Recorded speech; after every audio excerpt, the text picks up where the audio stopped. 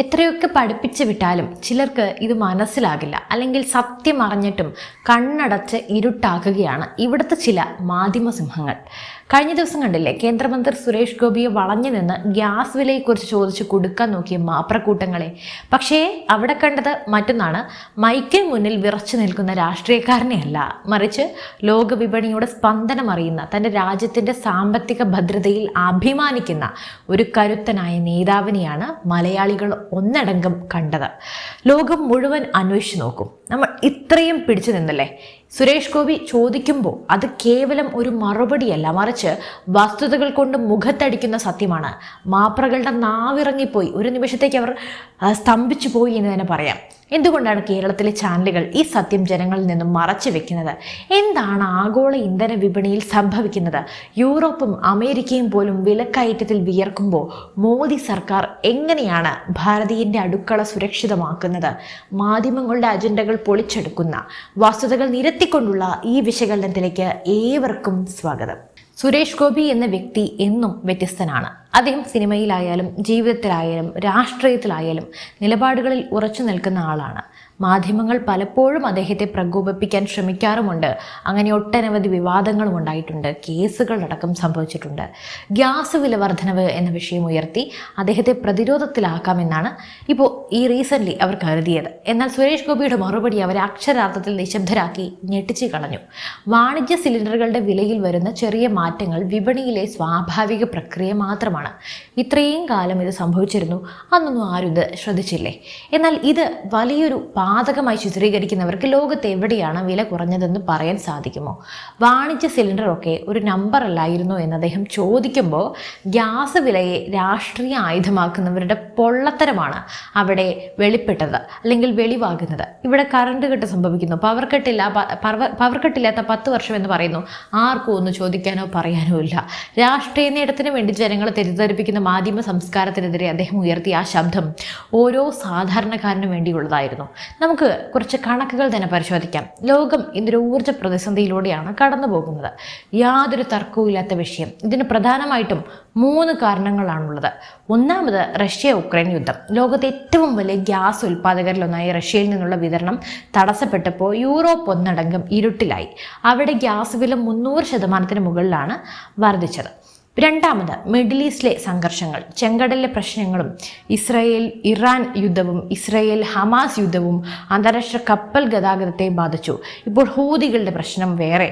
ഇത് ഇൻഷുറൻസ് നിരക്കുകളും കടത്തുകൂലിയും എല്ലാം വർദ്ധിച്ചു. പിന്നെ ഹോർമുസ് കടലിടുക്കിലെ പ്രശ്നങ്ങൾ. ഇനി മൂന്നാമത് ഡിമാൻഡ് സപ്ലൈ, അതിലെ വ്യത്യാസം. കോവിഡിന് ശേഷം ലോകം ഉണർന്ന് പ്രവർത്തിക്കാൻ തുടങ്ങിയപ്പോൾ ഊർജത്തിനായുള്ള ആവശ്യം വർദ്ധിച്ചു, പക്ഷേ ഉൽപ്പാദനം അതിനൊപ്പം എത്തിയില്ല. ഇത്രയും ഭീകരമായ അവസ്ഥ ലോകത്ത് നിലനിൽക്കുമ്പോൾ ബ്രിട്ടനിലെയും ജർമ്മനിയിലെയും ജനങ്ങൾ വീട് ചൂടാക്കാൻ കഴിയാതെ വിറയ്ക്കുമ്പോൾ ഭാരതത്തിൽ നരേന്ദ്രമോദി സർക്കാർ എണ്ണ കമ്പനികളുമായി ചർച്ച നടത്തുകയും സബ്സിഡികൾ അനുവദിച്ചും വില പിടിച്ചു നിർത്തി. ഈ പിടിച്ചു നിൽപ്പിനെയാണ് സുരേഷ് ഗോപി അഭിനന്ദിച്ചത്. പക്ഷെ നമ്മുടെ മാധ്യമങ്ങൾക്ക് ഇതൊന്നും വാർത്തയല്ല. അവർക്കിതൊന്നും പോരല്ലോ. അവർക്ക് വിവാദങ്ങളല്ലേ വേണ്ടത്. അവർക്ക് വേണ്ടത് കേന്ദ്ര സർക്കാരിനെതിരെ ജനങ്ങൾ ഇളക്കി വിടാൻ പറ്റുന്ന നെഗറ്റീവ് വാർത്തകൾ മാത്രമാണ്.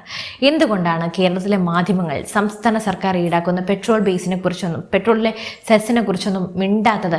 കേന്ദ്രം 2 തവണ ഇന്ധന നികുതി കുറച്ചപ്പോൾ കേരളം 1 രൂപ പോലും കുറയ്ക്കാൻ തയ്യാറായില്ല, 10 പൈസ കുറയ്ക്കാൻ തയ്യാറായില്ല. ഇതിനെതിരെ ഏത് മാധ്യമമാണ് ഇവിടെ ചർച്ച നടത്തിയത്? ഒരു ചോദ്യമെങ്കിലും ചോദിച്ചത്?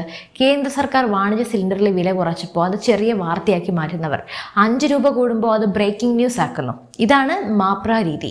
ഗ്യാസ് വിലയുടെ കാര്യത്തിൽ കേന്ദ്ര സർക്കാർ നൽകുന്ന സബ്സിഡി നേരിട്ട് ജനങ്ങളുടെ അക്കൗണ്ടിലേക്ക് എത്തുമ്പോൾ ഇടനിലക്കാരുടെ പണി പോയി. അതിൽ പലർക്കും ചൊറിച്ചിലാണ്. സുരേഷ് ഗോപി ചോദിച്ച ചോദ്യം തികച്ചും പ്രസക്തമാണ്.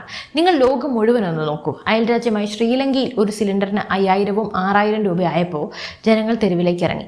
പാകിസ്ഥാനിൽ ഗ്യാസ് കിട്ടാനില്ലാതെ പ്ലാസ്റ്റിക് കവറുകളിൽ ഗ്യാസ് നിറച്ച് കൊണ്ടുപോകുന്ന ദയനീയ ദൃശ്യങ്ങൾ നമ്മൾ കണ്ടു. ഭാരതത്തിൽ ഒരു ദിവസം ഇങ്ങനെ സംഭവിക്കാത്തത് മോദി എന്ന ഭരണാധികാരിയുടെ കരുത്തുറ്റ സാമ്പത്തിക നയം കൊണ്ടാണ്. ഇത് തുറന്നു പറയാൻ സുരേഷ് ഗോപിയെ പോലെ ആർജവമുള്ള നേതാക്കൾക്കേ സാധിക്കൂ. അല്ലാതെ ചിലരുണ്ട് ഇവിടെ മുട്ടാപ്പോക്ക് ന്യായവും പറഞ്ഞ് ഇവിടെ കറണ്ട് കിട്ടില്ല, പ്രതിസന്ധിയില്ല എന്നും പറഞ്ഞ് വലിയ വായി നിലവിളിക്കുന്നവർ. കേന്ദ്ര സർക്കാർ LPG മേഖലയിൽ വരുത്തിയ മാറ്റങ്ങൾ വിപ്ലവകരമാണ്. ഉജ്ജ്വല യോജന പുകയടുപ്പിൽ നിന്നും 10 കോടിയിലധികം അമ്മമാരെയാണ് മോചിപ്പിച്ചത്. സൗജന്യ ഗ്യാസ് കണക്ഷൻ നൽകി അവരെ അന്തസ്സുള്ള ജീവിതത്തിലേക്ക് നയിച്ചു. അടുത്തത് സബ്സിഡി വർധനവ്. ദരിദ്ര കുടുംബങ്ങൾക്ക് ഗ്യാസ് സിലിണ്ടറിന് നൽകുന്ന സബ്സിഡി വർദ്ധിപ്പിക്കുക വഴി സാധാരണക്കാരൻ്റെ കുടുംബ ബജറ്റ് തകരാതെ സർക്കാർ നോക്കി. അതിനെക്കുറിച്ചൊന്നും ഇവിടെ ആർക്കും ഒന്നും അറിയണ്ട. അവർക്ക് വേണ്ടത് വിവാദങ്ങളാണല്ലോ. അതുപോലെ വിതരണ ശൃംഖല. ഇന്ന് ഇന്ത്യയുടെ മുക്കിലും മൂലയിലും ഗ്യാസ് ഏജൻസികളുണ്ട്. സിലിണ്ടറിന് വേണ്ടി മാസങ്ങൾ കാത്തിരിക്കേണ്ടി വന്നിരുന്ന പഴയ കാലമൊക്കെ നമ്മൾ മറന്നുപോയി അല്ലേ? കോൺഗ്രസ് ഭരണകാലത്ത് വർഷത്തിൽ 6 സിലിണ്ടർ എന്ന പരിധി നിശ്ചയിച്ചത് മലയാളി മറന്നിട്ടുണ്ടാകില്ല. ഇന്ന് നമുക്ക് എത്ര വേണമെങ്കിലും സിലിണ്ടറുകൾ ലഭ്യമാണ്. ഈ നേട്ടങ്ങളെല്ലാം നിലനിൽക്കുമ്പോഴാണ് മാധ്യമങ്ങൾ ചില്ലറ വിലവർധനവ് ഉയർത്തിപ്പിടിച്ച് സർക്കാരിനെ കല്ലെറിയുന്നത്. അവർക്ക് കേന്ദ്രത്തെ പിടിക്കില്ല. വാണിജ്യ സിലിണ്ടറുകളുടെ വില കൂടുന്നത് പ്രധാനമായിട്ടും ഹോട്ടൽ ഉടമകളെയും വൻകിട ബിസിനസ്സുകാരെയും ഒക്കെയാണ് ബാധിക്കുന്നത്. എന്നാൽ ഇതിൻ്റെ പേരിൽ സാധാരണക്കാരൻ്റെ അടുക്കള പുകയില്ല എന്ന് പറയുന്നത് അല്ലെങ്കിൽ വരുത്തി തീർക്കുന്നത് എന്തിനാണ്? ആ ശ്രമം നടക്കുന്നത് എന്ത് ലക്ഷ്യത്തിൻ്റെ പുറകിലാണ്? നമുക്ക് നികുതി ഘടന നോക്കാം. കേന്ദ്ര സർക്കാർ പിരിക്കുന്ന നികുതിയുടെ വലിയൊരു ഭാഗം സംസ്ഥാനങ്ങൾക്കാണ് തിരിച്ചു നൽകുന്നത്. കൂടാതെ കേന്ദ്രം ഇന്ധന നികുതി കുറയ്ക്കാൻ തയ്യാറാകുമ്പോഴും കേരള സർക്കാർ നികുതി കുറയ്ക്കാതെ ജനങ്ങളെ ബുദ്ധിമുട്ടിക്കുന്നത് അവരെ വെല്ലുവിളിക്കുകയായിരുന്നു. കേന്ദ്രം ഭരിക്കുന്ന BJP സർക്കാരിന് ജനങ്ങളോട് പ്രതിബദ്ധതയുണ്ട്. എന്നാൽ ഇവിടെയുള്ള മാധ്യമങ്ങൾ പിണറായി സർക്കാരിൻ്റെ വീഴ്ചയ്ക്കെതിരെ അല്ലെങ്കിൽ അവരുടെ വീഴ്ചകൾ മറച്ചുവെക്കാൻ കേന്ദ്രത്തെ പഴിചാരാൻ കിട്ടുന്ന ഒരവസരവും പാഴാക്കാറില്ല. സുരേഷ് ഗോപിയുടെ മറുപടി ഈ കപട നാടകത്തിനുള്ള അന്ത്യകൂദാശയായിരുന്നു. തൃശ്ശൂരിലെ ജനങ്ങൾക്ക് സുരേഷ് ഗോപിയെ തിരഞ്ഞെടുത്തത് വെറുതെയല്ല. അദ്ദേഹം സത്യം പറയാൻ മടിക്കില്ല എന്ന് അവർക്കറിയാം. നീതിക്കൊപ്പമേ അദ്ദേഹം നിൽക്കൂ എന്ന് അവർക്കറിയാം. മാധ്യമപ്രവർത്തകർ മൈക്കുമായി വരുമ്പോൾ അവർക്ക് വേണ്ട ഉത്തരം നൽകുന്നതിന് പകരം സത്യം വിളിച്ചു പറയുന്നതാണ് അദ്ദേഹത്തിൻ്റെ ശൈലി.